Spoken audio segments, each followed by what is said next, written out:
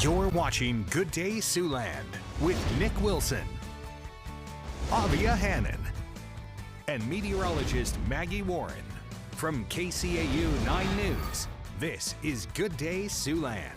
Well, good morning. It's 6:45 on this Wednesday morning. I'm Nick Wilson. I'm Avia Hannon. And I'm Maggie Warren. And overall, that forecast, there hasn't been much for rain lately. There certainly has not. We continue to be in those drought conditions and not likely to see those improve with the next update coming tomorrow. We do continue to see abnormally dry conditions through most of the northern tier of Siouxland, and then also moderate drought through much of southeast South Dakota and then the central portion of northwest Iowa. Again, not expecting to see a whole lot of improvement, if any at all, with this newest update coming this week. But we look at those yearly rainfall percentages of normal, most areas above, but just ever so slightly continuing to chip away at those surpluses that we've continued to see through the year. Unfortunately, Spencer already below that now at 96%, and then out to our west as well. But I'll check your forecast when we see some more rain chances possibly coming up. Nick? Well, President Donald Trump suggested earlier this week the U.S. could purchase beef from Argentina in the effort to bring down prices at the grocery store. Now, this comes as the administration has been working on a multi-billion-dollar aid package for the South American nation. South Dakota Senator Mike Rounds says if this beef purchase goes through, it will be a small amount to make up for reduced imports from Mexico. If we want the price of beef to come back down again, then allow our farmers and ranchers the opportunity to actually produce more American beef right here. And the best way to do that is to do the mandatory country of origin labeling so that American consumers could pick and choose whether they wanted foreign beef or whether they wanted U.S. beef. Rounds says he had a meeting with U.S. Secretary of Agriculture Brooke Rollins on the topic, and he adds the issue was also raised with the president just yesterday. And the new RSV vaccines approved in 2023 seem to be working even better than many expected. The number of sick babies being hospitalized with the virus in South Dakota is dropping. A recent study from the National Institute of Health shows 81% of infants who get the vaccine are protected against serious illness. A pediatrician at Sanford Health says they have yet to see a baby who got their RSV vaccine end up in the hospital with the disease. It can reduce infection by 87% and has decreased prevented hospitalization by 98% in those infants who have received this vaccine. And the RSV season begins next month and lasts until April. Doctors encourage parents to get their infants vaccinated. Well, Halloween is just 9 days away, and that means plenty of Siouxland kids are ready for trick-or-treating. And the Siouxland Community Health Center gave families a chance to do just that last night in Sioux City with a trunk or treat. Staff members shared candy and other treats, all from the health center's parking lot downtown, giving kids a chance to break out those Halloween costumes a little bit early. I'm a ninja. I'm wearing swords. And I have ninja stars. I just do it for the fun and the community event and just the sense of being able to help with just, candy or treats. We decided to do novelty things this year, like stickers and stuff for the kids. This was the health center's 6th year of hosting a trunk or treat. Meanwhile, KC9 is getting ready to celebrate another local community. That's right. Tomorrow we'll host our latest edition of Hometown Proud from North Sioux City. And in the evening, several of our on-air talent will go live from the community, and we'll feature stories on local industry and culture. And we'll also feature some special trivia questions here on Good Day Siouxland, so keep an eye out for that tomorrow as well. And if you have a number 9 birthday coming up, KCAU-9 would love to help you celebrate. That's right. Each week we're celebrating the 9s right here on Good Day Siouxland. So if you or a loved one is turning 9, 99, or any 9 in between, Well, we want to hear about it. And every Thursday morning, we share our list of birthday shout-outs, and one lucky person will take home a birthday gift from one of our sponsors. So if you'd like to be featured, just go to SiouxlandProud.com and click on Celebrating the Nines under the Contest tab to enter by Tuesdays at noon. Now it's time to meet today's Stray of the Day, and it's Still Waiting Wednesday. Every Wednesday, we feature a pet at Sioux City Animal Adoption and Rescue who's been waiting quite some time to find a forever home. That's right, and this is Blanket, a 4 to 6 month old female calico kitten. She was found on the 500 block of Ruston Street about a month ago, and the rescue says she's a shy cat who likes to hide under her blanket, much like myself, which is how she got her name. But once she warms up to you, she'll be your new best friend. Blanket is available for adoption now. And if you lost your pet, you're looking to adopt, or you would like to sponsor a pet for adoption, you can visit the rescue's website, head over to SiouxCityAnimalRescue.com.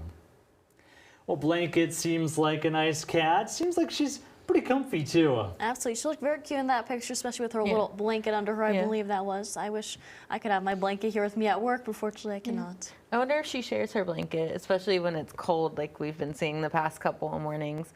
Although I'm sure she's snuggled under it, looking at chilly conditions on our Ho Chunk Center camera, but noticeably not very windy out there now. It was very windy for our Monday and again for our Tuesday. Now we see temperatures in the 20s and 30s. Down to 27 in Sheldon, 29 in Vermilion, 28 through Cherokee, and 29 in Spencer. Looking at those wind chills, as low as 21 there in Spencer and Storm Lake, 32 in Denison, 29 in Sioux City, and 26 out there in Wayne with a 25 in Bloomfield. Now, those winds are on the lighter side, between just 5 to 10 miles an hour, but still enough with those cooler temperatures to drop those wind chills a bit with just the slightest of winds. We see clear conditions on our satellite and radar, and that's allowing frost to develop as those winds are calmer and we have those frigid temperatures. Now we continue to see sunny conditions through our afternoon, a few passing clouds, but overall mostly sunny for us. Looking great out there for the night tonight, although rather chilly and some more frost potential as we head into our Thursday morning. In fact, some freeze warnings and frost advisories in place already for parts of the area as we do continue to see some sunnier conditions building into our Thursday, and then early Friday morning looking clear again, but a little warmer, so some patchy frost out there, not necessarily as widespread as we've continued to see. 60 degrees for today, mostly sunny, calmer and warmer.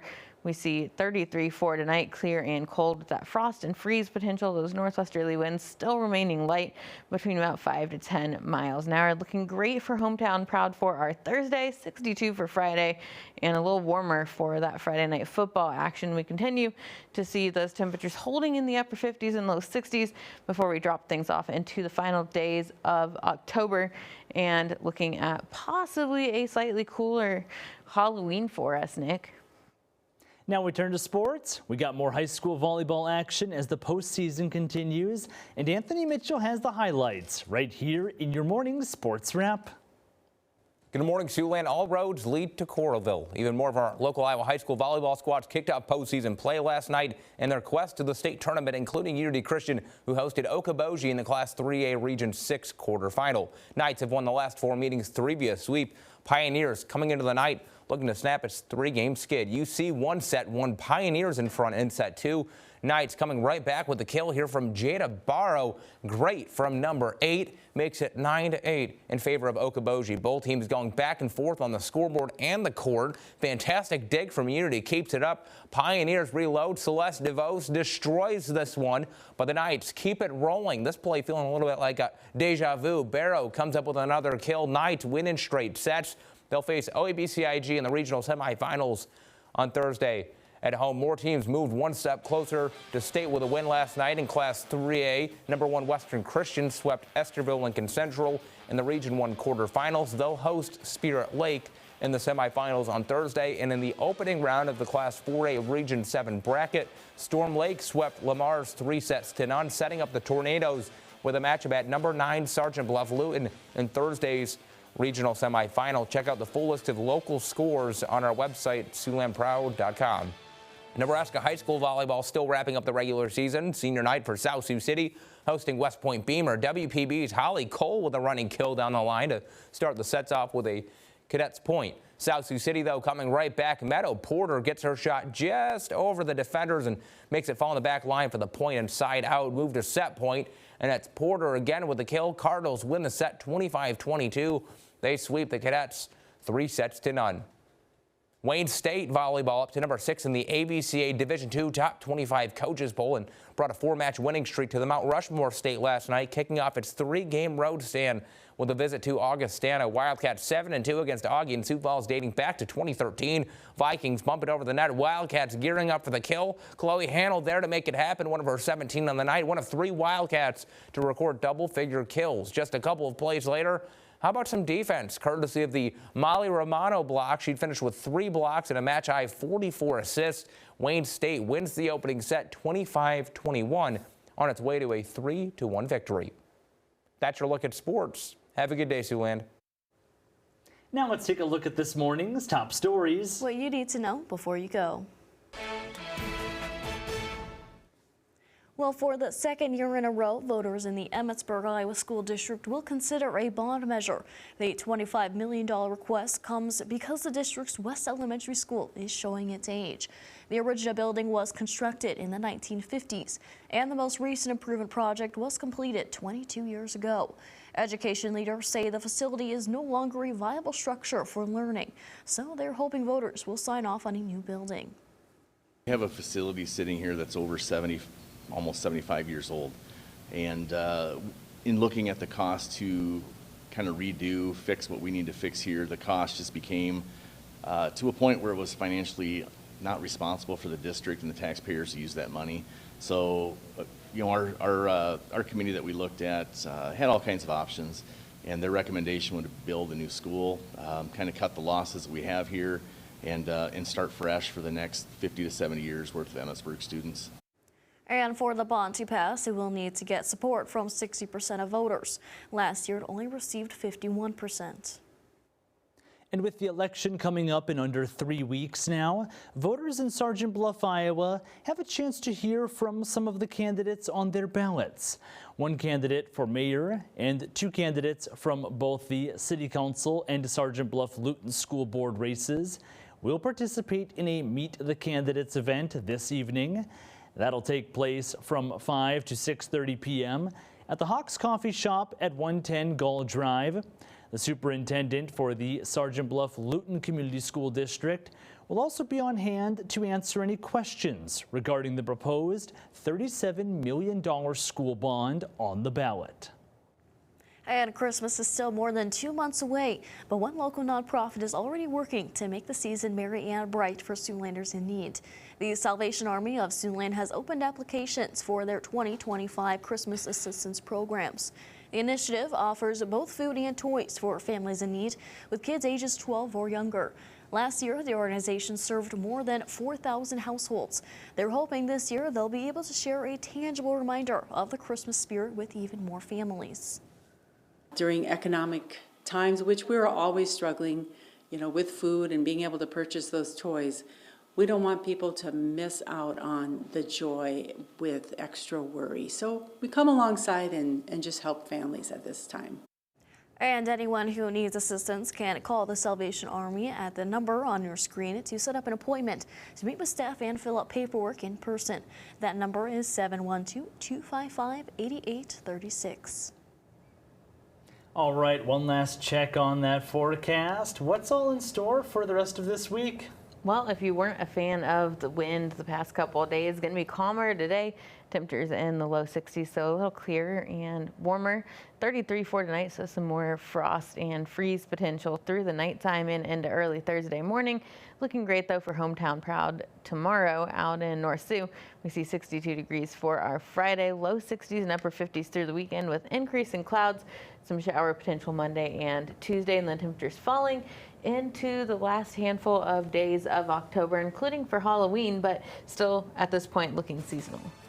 Yeah, overall, those temperatures looking fairly pleasant for Halloween. Yeah. We'll see if they hold up. Yeah, I can't complain too much about the temperatures. Yeah, not bad at all. Well, thanks for